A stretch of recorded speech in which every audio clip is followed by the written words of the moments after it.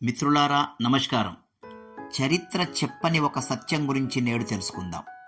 నేను మీ కొండా మోహన్.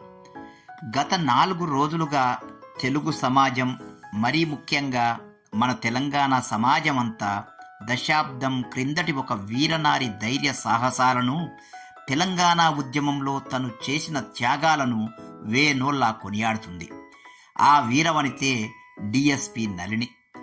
గౌరవ తెలంగాణ నూతన ముఖ్యమంత్రి రేవంత్ రెడ్డి గారు డిఎస్పి నళిని త్యాగాలను నేడు గుర్తించి ఆమెను సముచితంగా గౌరవించుదామన్న గొప్ప సదాశయమే ఆమె పేరు వినబడడానికి గల కారణం.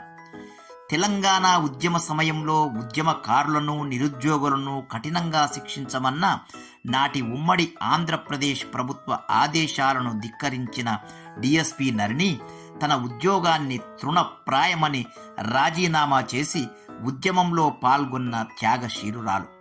అత్యంత పేద కుటుంబంలో బట్టలు కుట్టుకుని జీవనం సాగించే దర్జీ లేక మేర సామాజిక వర్గంలో జన్మించి ఉన్నత ఆశయంతో కష్టపడి చదివి డిఎస్పిగా చేరిన తొలి రోజుల్లోనే రాష్ట్ర సాధన కొరకు ఉద్యోగ రాజీనామా చేసి ఉద్యమంలో సర్వస్వం కోల్పోయిన గుర్తింపురాని అన్సంగ్ హీరో డిఎస్పి నళిని. చివరికి ఆధ్యాత్మిక విధానాన్ని ఎంచుకున్న డిఎస్పి నళిని జీవితం భావి తరాలకు ఒక గొప్ప సందేశం. ఇప్పటికైనా ఆమె త్యాగాలకు సముచిత గౌరవం కల్పించడం తక్షణ కర్తవ్యం. జై హింద్.